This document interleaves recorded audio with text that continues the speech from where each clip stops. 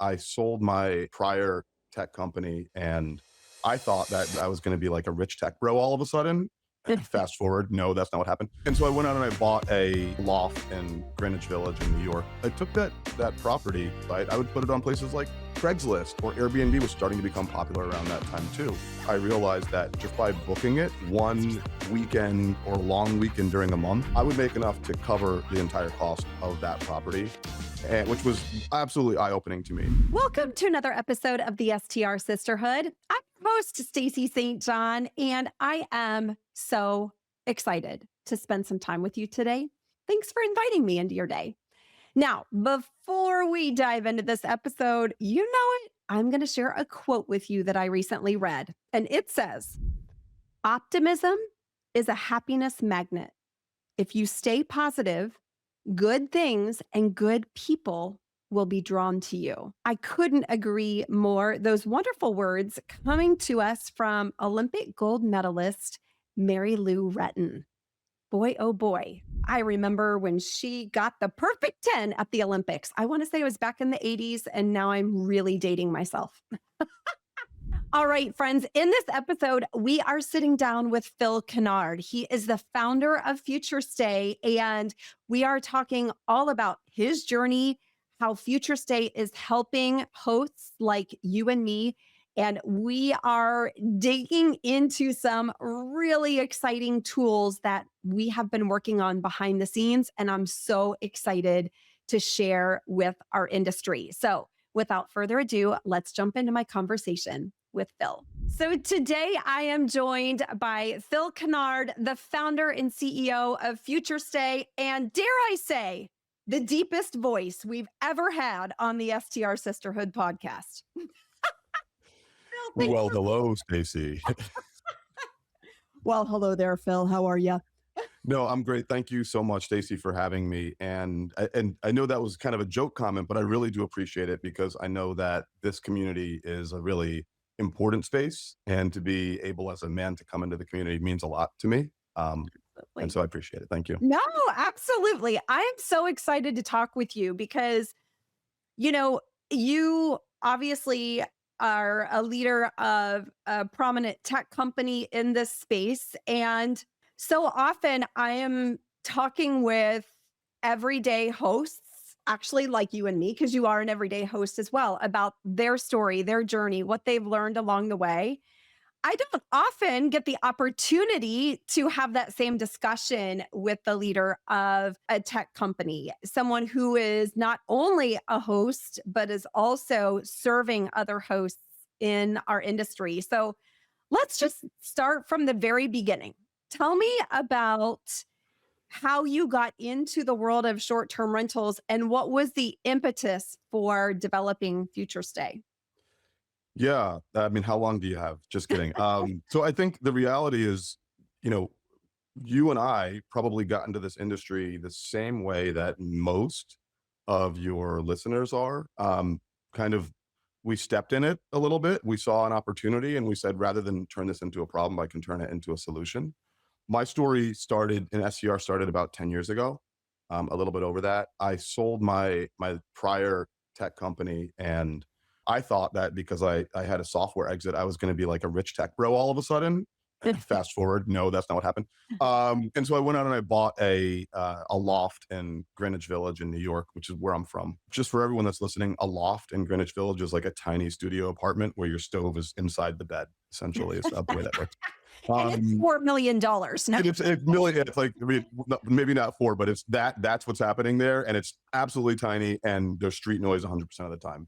But I digress. And so what happened was I realized very quickly, this was actually more of a financial commitment than I was really ready for, coupled with the fact that I had sold my company and my main source of income as well. I just didn't really have enough money to actually live my life. And so my solution was, number one, panic. And number two, how do I actually solve this problem? So I took that property and I started putting it on anywhere I could find that people could rent it. But I wanted to use it still. So rather than put it, on a long-term rental site, I would put it on places like Craigslist, or Airbnb was starting to become popular around that time too. And all of a sudden, like within weeks, I realized that just by booking it one weekend or long weekend during a month, I would make enough to cover the entire cost of that property, and which was absolutely eye-opening to me. It's that same moment that everyone feels the first time they get that actual guest payment, either through Airbnb or direct or wherever their first, Verbo, where their first booking comes from. You're like, this is real money. Hold on a second. Yeah. Wait a second. Maybe I can do two of these, right? And you start thinking like, how is this going to work? But then you also realize simultaneously that there were a lot of other challenges. I wanted to take direct bookings. At that point in time, instant bookings online weren't very popular on OTAs. And so I literally had people showing up to my property with like bags of cash at some point in time, which was terrifying in New York. And you had like brown paper bag, wad of cash in it. And I'm like, there's got to be a better way to do this. And so being a tech entrepreneur that no longer had a job since I sold my company, I just started building that way to do it. My first thought was, hey, there's got to be a really simple way to do this, like that exists already. Let me find a software.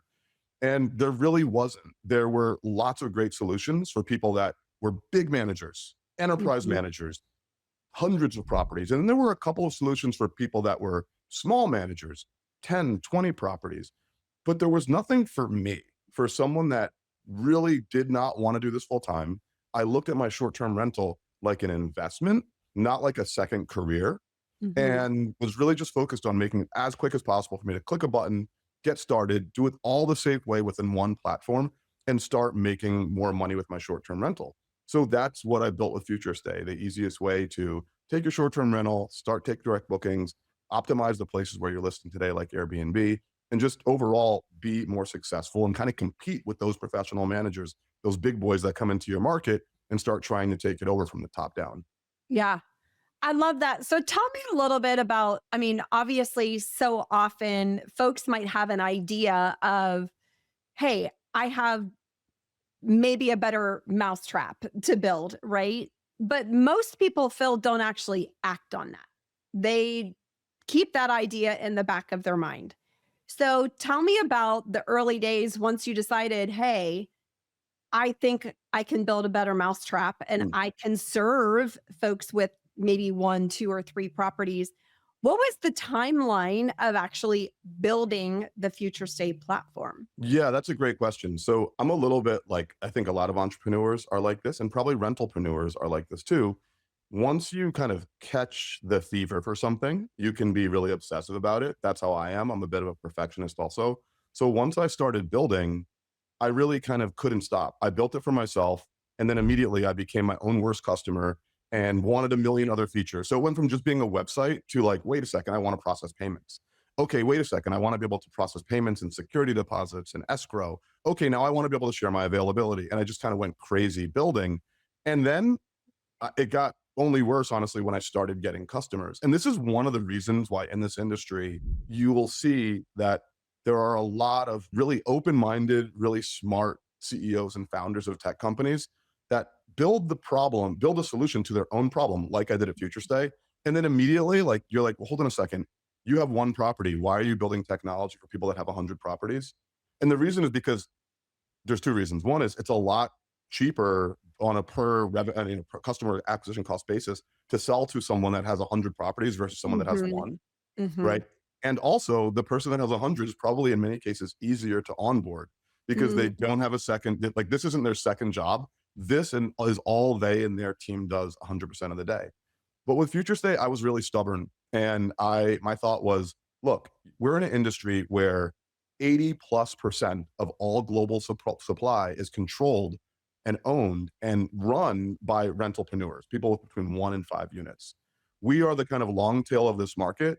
The market is really for and by us, but all the tech and all the solutions are for the big guys. And like, Mm. no one is going to solve that problem because the second you build a tech company, everyone just says, someone comes and says, this is great. I have 100 properties. I'll pay you 20x what everyone else is. Make this feature for me. And it took a lot of discipline and kind of craziness to say, no, actually, we won't make that feature for you. We're only going to make the tools that help rentalpreneurs be successful. And you end up building a completely different product. And so we're obsessed with that at Future Stay, with building tools just for independent hosts and rentalpreneurs.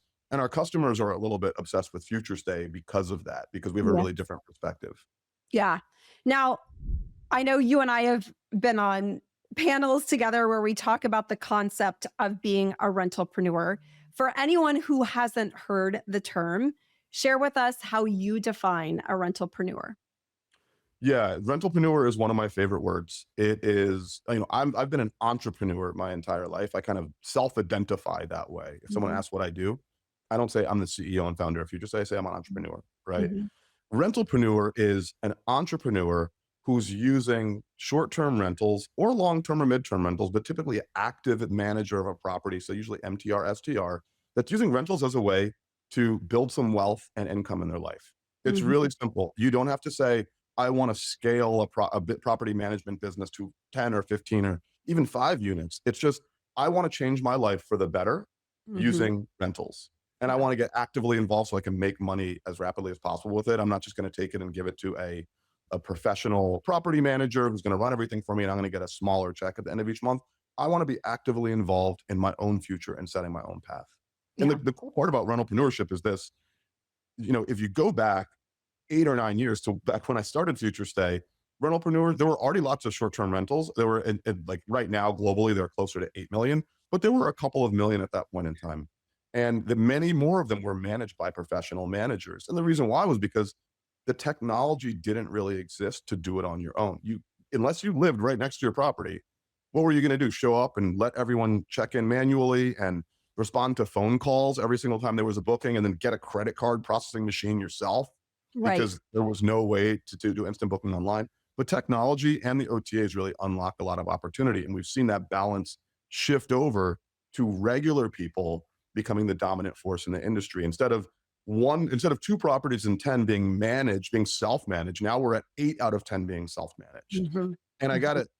I hate to scare anyone that runs a big property management business or a big tech company that's focusing on these individual rental on this industry, but the better technology gets in this space, and I'm saying anything from Airbnb as technology to Future Stay as technology to a chat service as technology to revenue management as a technology, the better technology gets, the easier it is to DIY Yeah. and the harder time you're going to have convincing someone that they need you or your system to do it for them. Mhm. It's interesting that you say that. So, I am a full service property manager. I'm licensed in the state of South Carolina, run a boutique property management company there. And the big guys, the legacy, I always say they're the Walmarts of the property management world in Myrtle Beach. I absolutely see them doing everything possible to keep customers because I think they are losing tremendous market share. And in fact, even Phil, in the North Myrtle Beach market, one of these big property managers drafted a local regulation where you weren't allowed to self manage. You had to have a full Wow. service property manager. Now, is that crazy or what? I mean, That that's the story of human history, right? Get up, right? climb up the ladder, and then pull it up behind you. Right. Yeah. Yeah. So I love the fact that there are these tools, these resources to help people DIY it, as you mentioned. And, I think our entire industry, the level of professionalism has increased so much because of, we have Facebook groups, we have educational programs, we have communities now that are built around driving that education where we didn't have that 10 years ago. Right. So Yeah. it's super exciting. No, I think that's really important. And so this is, to a certain extent, like one of my favorite things about you and about your community is that there is a gap, right? I can build all the technology in the world, especially now. It's even easier with how much easier it is to deploy and build software than compared to 10 years ago. But if someone doesn't know what right from wrong is and what the best practices are and have the right, it's not just knowing it, but have the community around them to Mhm, help them do it the right way, then they can't execute on it and they end up suffering in their market. This is mhm, a really important thing I think a lot of people don't get. The distribution of revenue, of just call it money, the distribution of money that's coming into a market is not shaped like this, like a linear thing where the people at the bottom that are at the bottom, 80%, right? They don't get 80% of the money or the point to 20% of the money. It's the opposite. It's like a little bit of a bell. It's like a curve that shoots up at the end. What that means is that if you're at the bottom of your market and you're under like the top 60, 70%, everyone at that position in the market is fighting over scraps. Hmm. And the top 30, 20, 15, 10% of that market, the top 5% is absolutely living it up. And Hmm. it's not, when I say top of the market, I'm not referring to the ultra successful as the ultra luxury properties. I literally mean just within every single search category. We can be talking budget properties. We can be talking family properties. We can be talking high-end luxury properties. Each one of those markets is shaped like a curve. And if you're Hmm. not at the top of your market, you're missing out on probably something about like 70% of the money going into that market because every single booking is really a competition. And Yep. so why I'm so passionate about Future Stay and also why I love communities like you is you help people beat their market. Everyone Hmm. thinks like there's some objective thing that you got to do, like, oh, if I have this quality listing, I'll get all the bookings. No, you need to look at what everyone else in your market is doing and beat them. You're not beating some objective standard Right. somewhere. Right. And I think that's a really good point. I tend to get very frustrated with the online gurus that will say, "Well, just do A, B, C, and X, Y, and Z, and this is, this is you're almost guaranteed to beat your market." This is very much a fluid industry. Things change so much. I mean, the industry has evolved so much.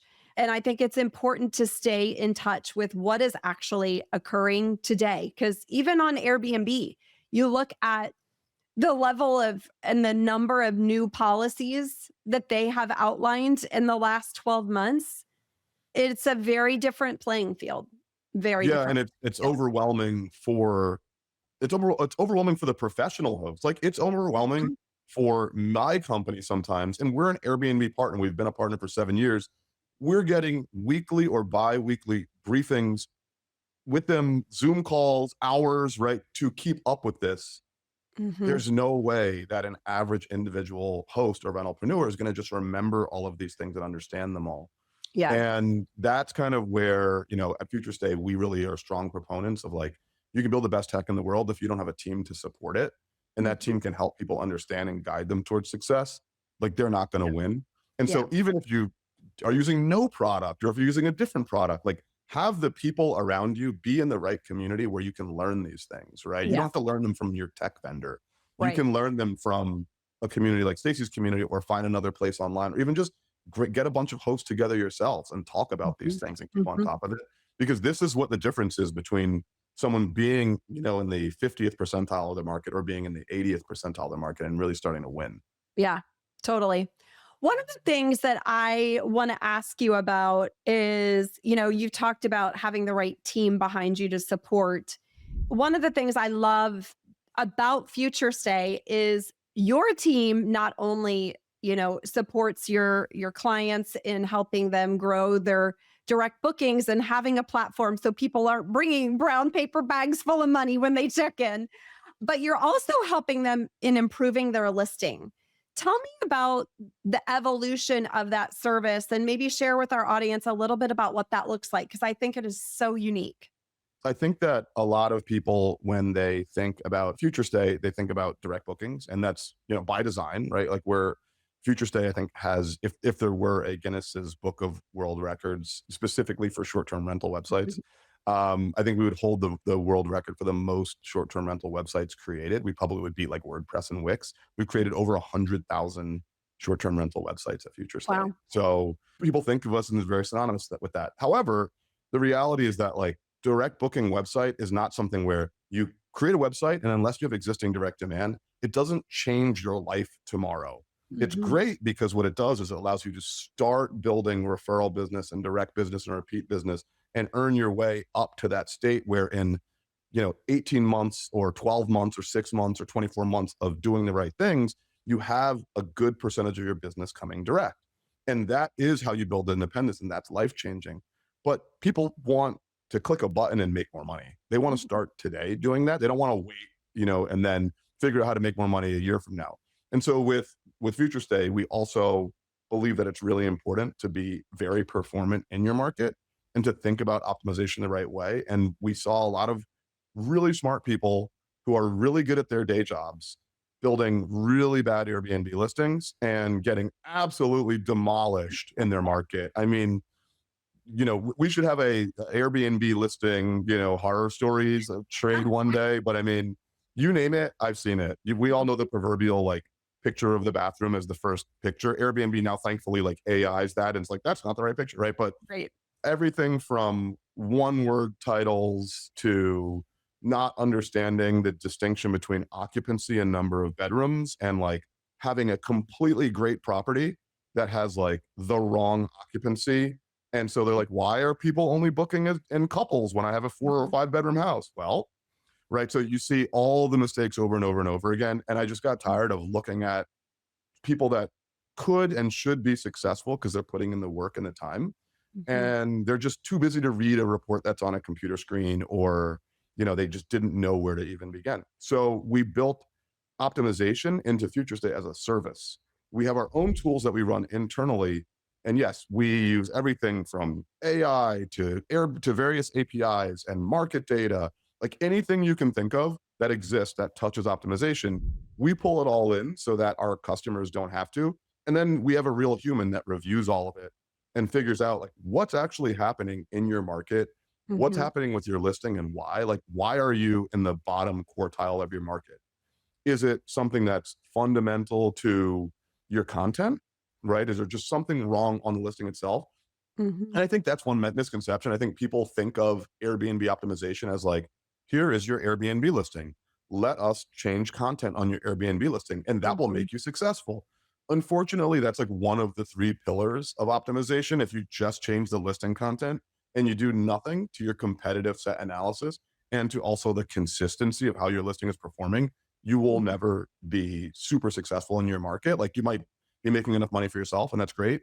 Maybe you don't have that as a huge goal. That's up to you. But you won't let your property live up to its potential unless you manage like the content itself, the and how it's positioned the right way to your guest, the actual competitive frame. And when I say that, I don't just mean price lower than your market. Like, it's Mhm. not what it is. It's way more than that. It's understanding the nuances of like how your cancellation policy is interacting with particular stays in your market versus how your competitors are doing it, Mm. right? What's the relationship between your bedrooms and your occupancy versus what your competitors are doing? Are you in a market where we're all 3 bedrooms, but like your 3 bedroom is 3 bedroom sleeps 6, and every other 3 bedroom is 3 bedroom sleeps 8 or 9? Like, that's Right. gonna hurt your ADR. I'm not telling you you have to change that, but I want you to be aware of it, and we can have a Yeah. conversation about whether or not it makes sense for you to look at that, right? Mhm. What are you doing with orphan days? Like, these are things that, like, it's very difficult to see what your competitors are doing. And so our team evaluates these sorts of things. And we're building this into an actual standalone technology, not standalone, but a technology that's incorporated into the product as well.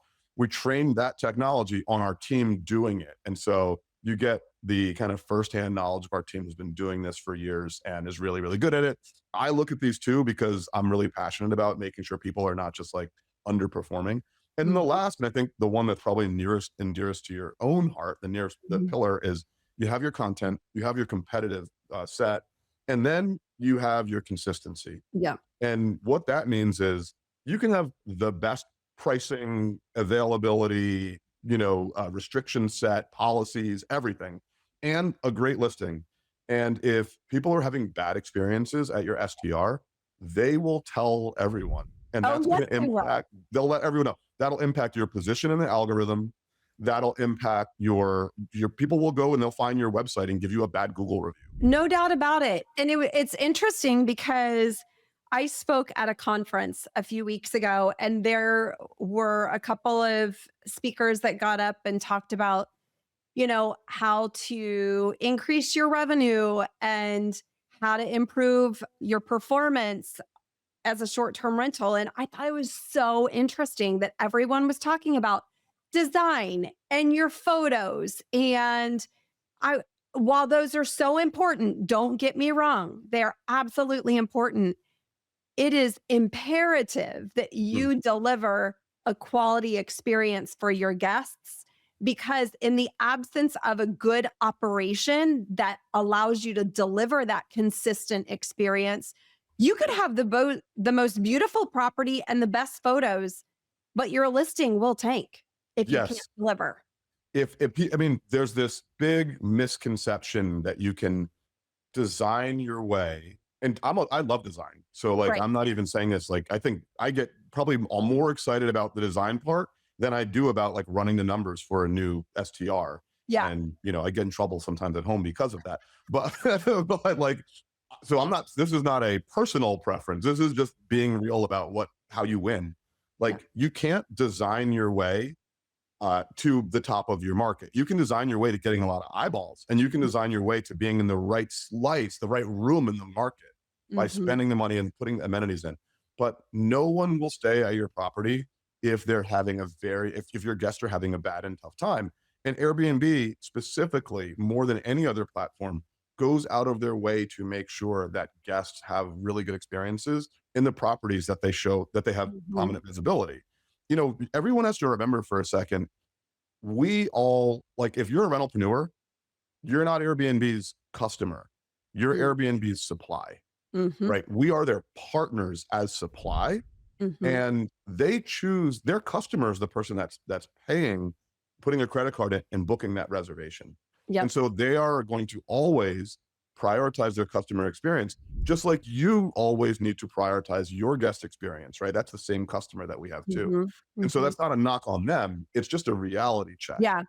It's right? interesting. I was out at Airbnb's corporate offices in October last fall, and I went to dinner with some of the Airbnb team, and we were having this very discussion. And I do feel like there's an opportunity for Airbnb to recognize that as their supply, they are they've created a marketplace, okay? Mhm, mhm. And they have to have both. They have to have the supply as well as the customer needs to be putting in their credit card.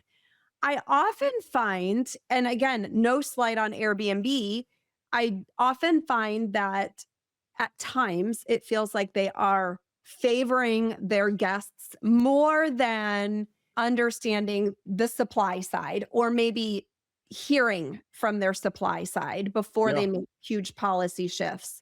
So, I think it's important for us as hosts, if Airbnb does come out with policies that we feel like may benefit the guest more or feel short-sighted as a host, it's really important to share that feedback with Airbnb.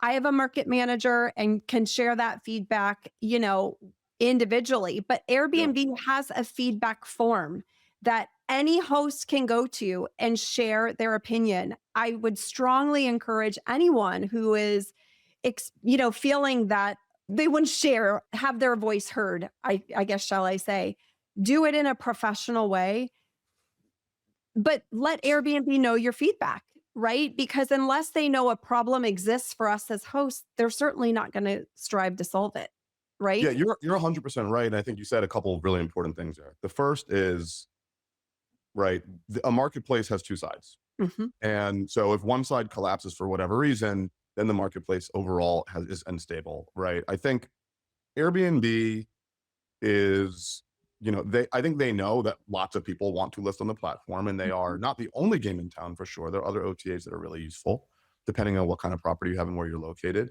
But they're a really good source of supply for most markets in the US. I mean, Stacey, you probably remember, if you go back 6, 7 years and you're in like a leisure market, Hmm. those markets were owned by Furbo.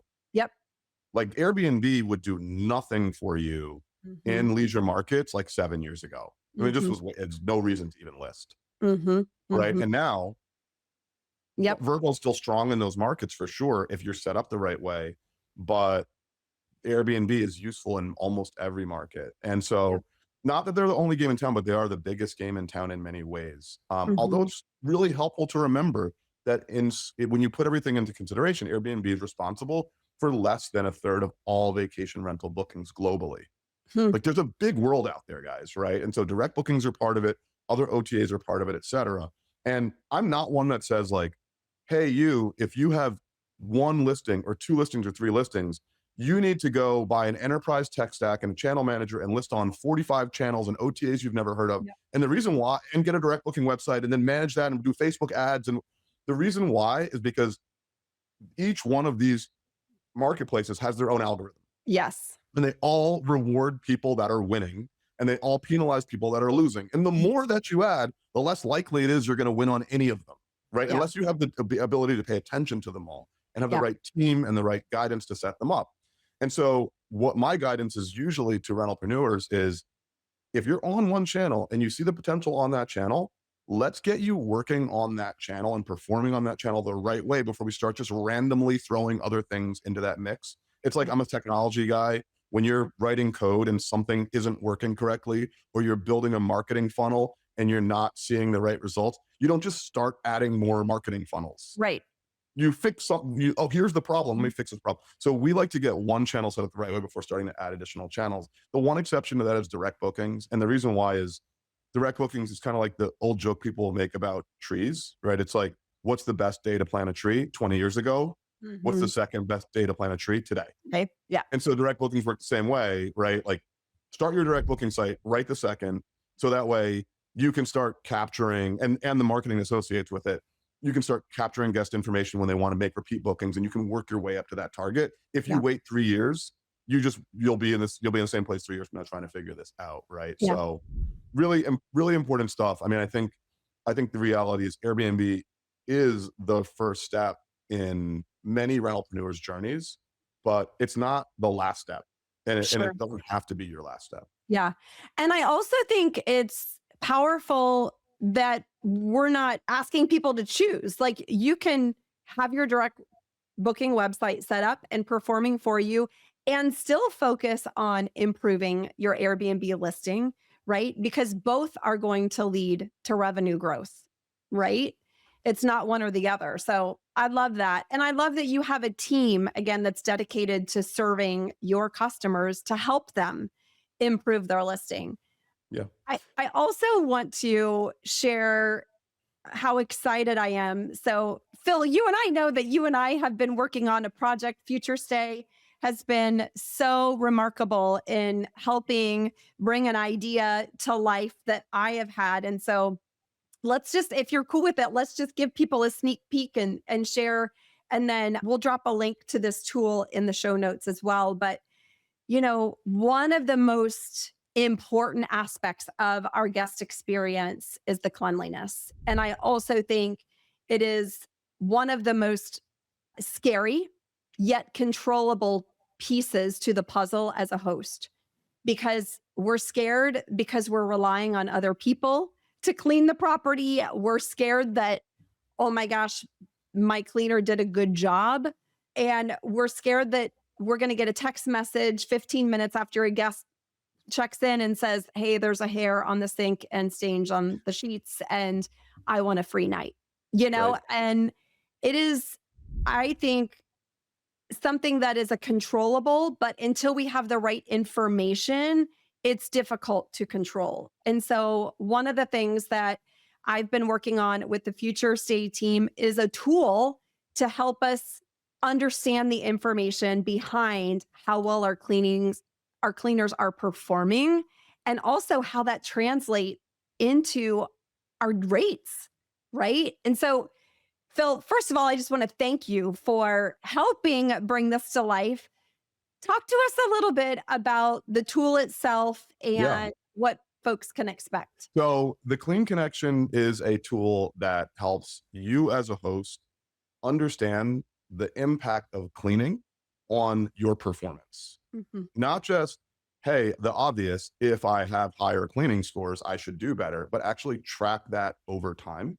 So you can see on a single place how your property, and we're going to expand in a second, but how your property, the positive and negative reviews around cleaning specifically relate to your performance in your market.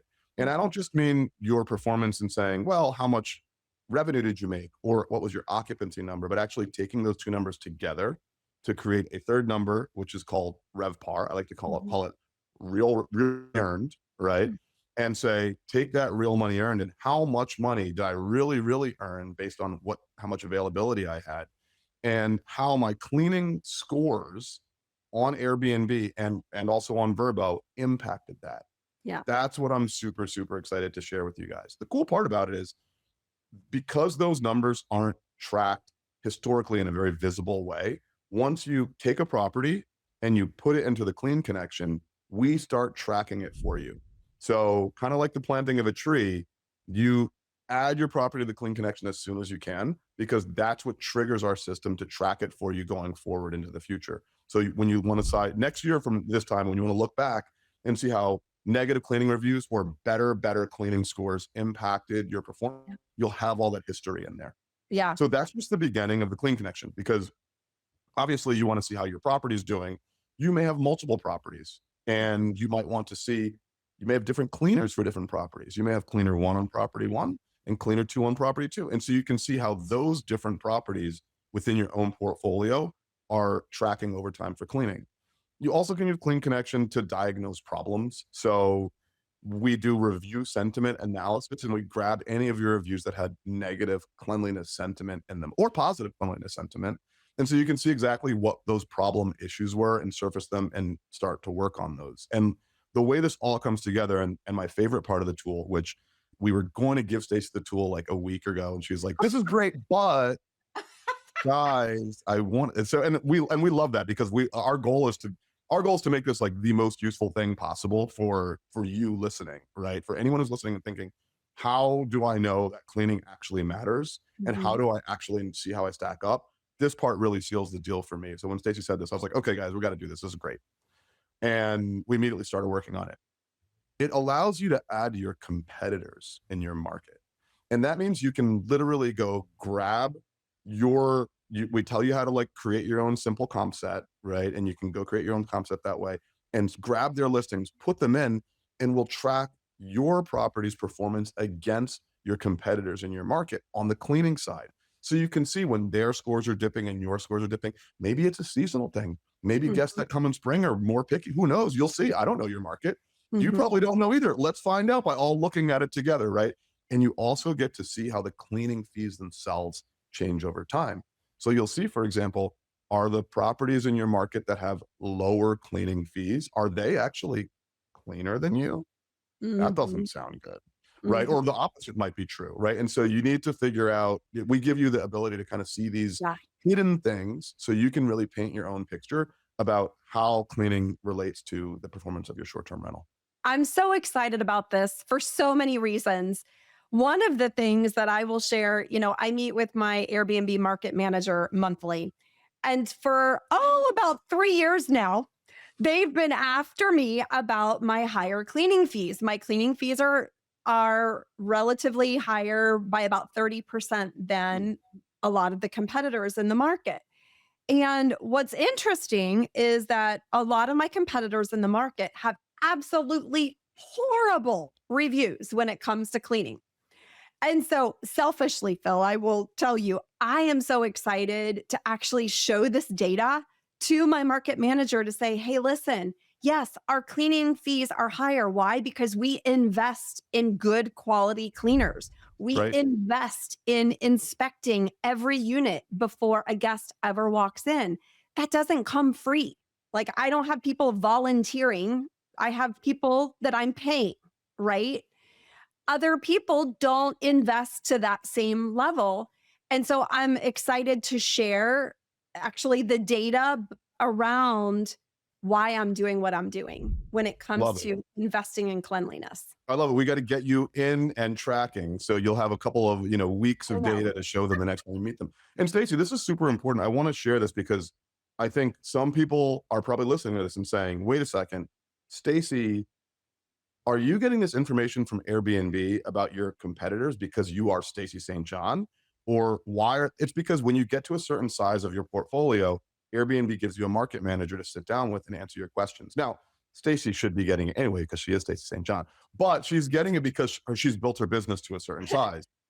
Typically, if you have, depends on your market, so it depends on the way your market is segmented, but in many markets, the threshold is either 10 properties or 20 properties. If you have less than that threshold, you do not get a market manager, meaning you actually don't have someone to walk you through this data. And you probably know that because you're sitting here jealous that we're talking about all this Airbnb meetings and you're like, what about me? Right? I don't get we don't have enough properties to be on that stage personally. We get to sit with Airbnb because we're Future Stays and Airbnb partners. That's a totally different kind of meeting. But if you're sitting there thinking, how do I get this access? This is what your communities and your tech vendors and your partners are supposed to do for you. If I Mhm. have a future stay customer and my customer says, hey, I need X and Y and Z data, we do our best to put that into their report for them. I have times where customers ask me questions, and I'll take those questions directly to Airbnb, and I'll ask Airbnb executives, hey, and sometimes I'll say to the customer, do you want me to tell them your name or do you want me to leave them out? They always say, don't tell them my name. No, everyone's like, don't tell them. Right. So, but we'll bring those questions directly to Airbnb, and we have a list that we go over every other week when we sit down with them, because the reality is, like, Airbnb doesn't have enough people to talk to all Mm. 5 million of us as Yeah. hosts, right? 4 to 5 million of us as hosts. And so that onus falls on Stacy to take the information and aggregate it, Phil to ask the questions and Mhm. build the tools to Mhm. make sure everyone gets the access to what they need in order to be successful on the Yeah. platform. I'm so excited. And the best thing about this is if you're listening and curious about utilizing the Clean Connection, it's completely free. You don't have to pay for it. So, again, we'll drop a link in the show notes. Check it out. You go, you put in your email, and then you put in your Airbnb listings, and you're off to the races like in a matter of minutes. It's amazing, Phil. Thank you again. I'm so pumped. Me too. I'm super thrilled about it. My team really enjoyed working on it with you and your team. And and the reason is really simple. We really do believe in success for rentalpreneurs. And so anything we can do to help level that playing field against the pros that typically will come in, they'll take the top 20% of a market or 15% of a market. They may only be 10% of the homes in the market, but they may be taking 50% of the money out. And so I want to help rentalpreneurs get in that top 20, top 15, top 10% of the Mhm. market, and really, get their true the true place that they've earned in this industry, take that position back. And so the Clean Connection is a small step towards that. We have a lot more to do. We want to help people get their direct booking website set up at Future Stay. We want to get them on Google Vacation Rental so they can start getting those zero commission bookings.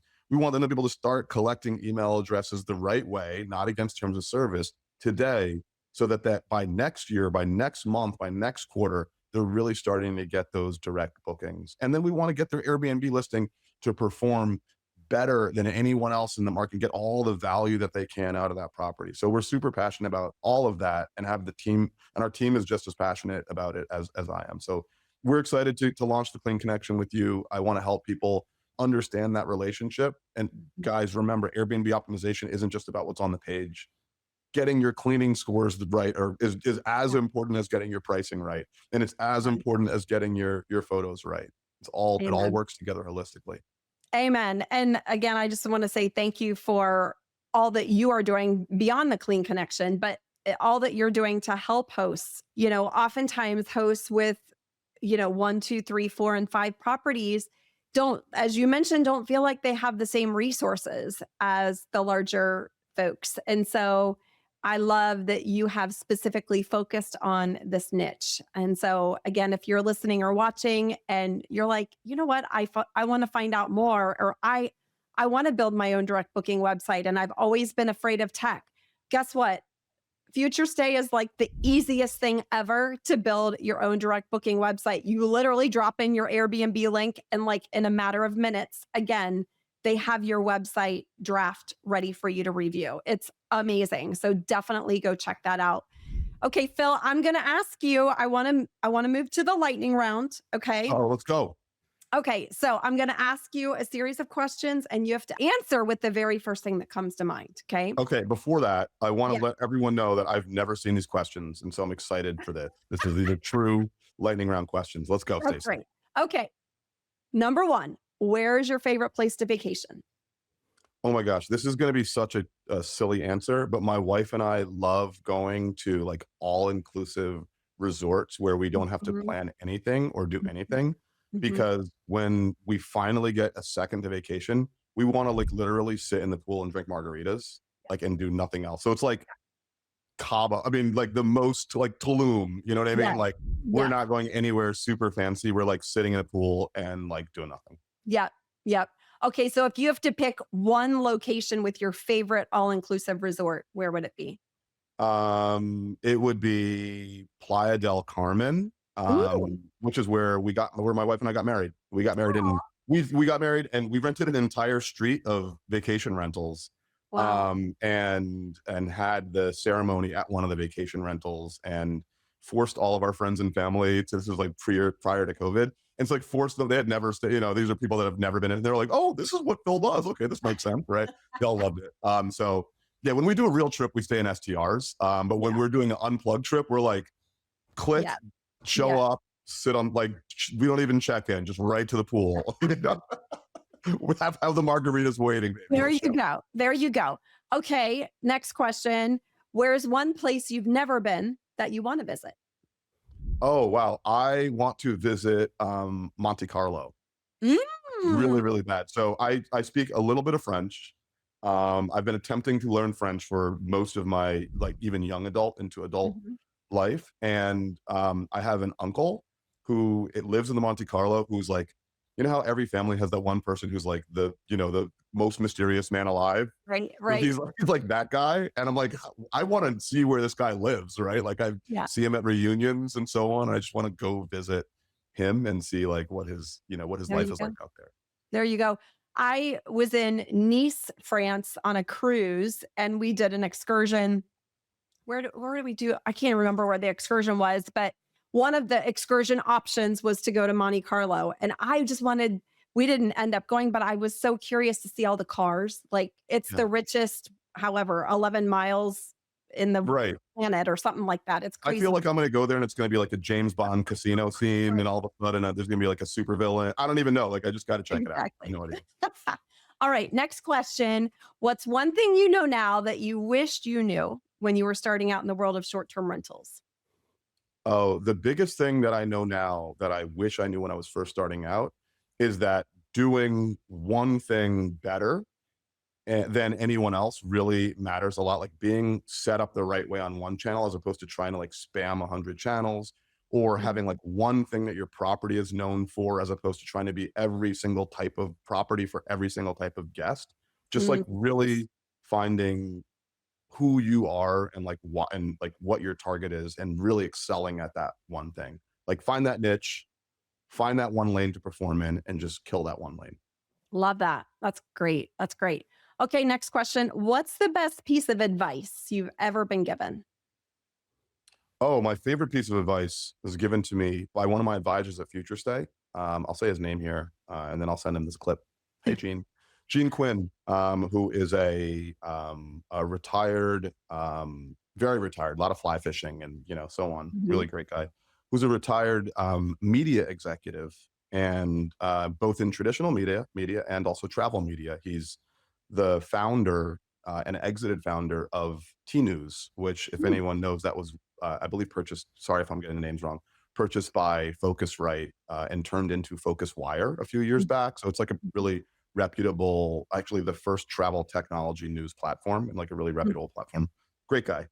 Um, he's also like an old school newspaper editor, and so he's got that that old vibe of mhm. what I mean. Just knows how to message the right way and so on. And the first time he and I sat down in person to talk about future stay and PR and messaging and so on, he said to me, Phil, never answer the question that you were asked when you're being interviewed. Answer the question that you wish you were asked. And I Mm. think that's super important. Like, look, don't do that with your spouse. Don't do Right. that with your customer, right? But in a media scenario or a scenario where you're trying to tell a story and you have the license to do so, like this podcast, for example, you Yeah. answer the question that has the right information for the Mm. audience to understand what is actually happening. Yeah. Now I want to go back and analyze all of your answers. Uh, Well, I'm telling you the secret. I mean, I should just introduce you to Gene and he can teach There you you. go. You can do this stuff. All right. Last question. What's one thing and or person that you're grateful for today? Oh, wow, that's a good one. I am really grateful for my wife, who is in many ways like the exact opposite of me. And Mhm, so she is, well, okay, there's a couple of ways that we're similar, right? I mean, mhm, she's a professional and I'm not going to try to give myself credit. She's very intelligent, etc. But she's like very organized, very disciplined, very focused. And she and I balance each other out really well in life. And I think that is what allows me, that balance is what allows like her to live her life like that way and me to live my life this way, because we have kind of these two halves of a whole that are Mhm. very different but work really well together. So I'm super thankful for Annie. I Love love big that. Oh, I love that. Annie is her name? Annie. Yeah. Okay. So good. Now I'm curious, how'd you meet Annie? We actually met in the least romantic way ever. We met online. Okay. Had Yeah, we met online, and we were, it's one of those things where we were both like, that was my, like, I had already canceled my account and whatever, and she was like, someone told her to go meet one person, and we did that, and it was like, oh, and it was the, like, literally, I don't want to, love at first sight story, but like Yeah. literally, I knew she was the one. Like I think second date, I was like, that, yeah, I'm gonna marry that girl, and I'd never ever thought about that before in my life with anyone else. That's amazing. I love that. I love that. Okay, Phil, if Yes. folks want to learn more about you or find out about Future Stay, what's the best place for them to find you online? Yes. So the best place for them to find me online is probably honestly at futurestay.com. Everyone that signs up at futurestay.com gets an email from me. And I know people think, oh, that's just like a crappy random, like they get an email from me that if you respond to it, it goes directly to my email inbox and you get to book a time with me if you want to chat. We have a whole team that can help with everything, but I'm always open to have conversations with rentalpreneurs and I absolutely love it. I started my day today and I typically reserve my first meeting on Monday to have a rentalpreneur meeting. I keep that Mhm. spot free. So if you want to talk and actually meet me, you can do so by signing up at futurestay.com and you'll get an email from me. If you want to just kind of hear what I'm up to and catch up with me, you can find me on Instagram at STR Tech Guy. And that's where I kind of hang out. I love it. I love it. And again, we will drop links in the show notes to the Clean Connection. And I also have a referral link for Future Stay for our STR Sisterhood community. So again, Phil, thank you for all you're doing to help our industry, but also to bring education, tools, and resources to the women in our industry. I really, really appreciate it. Thank you so much, Stacey. I mean, a lot of people don't know that more women manage the STRs than men do, and some of that is like fairly obvious in the sense that a lot of times in a family, right, in a married couple, a woman is handling a lot of those tasks that men let slide, right? I mean, that may happen sometimes at home here, and women are really what power this industry and keep it going around. So, like, I'm just proud to be even let in the crack in the door just to be able to like talk to your community. But no, women make up the majority of our customers at Future Stay as well. So we're well Amazing. aware of who actually wears the pants in the STR industry. We're gonna be able to tell by going to a conference sometimes. It's true. Because if you look on stage, It's true. might It's not true. see who's actually running the show, Yeah. but yeah, no, women run this industry in many ways, and we're happy to be a part of the community. Amazing. Thanks so much. Thanks, Stacey.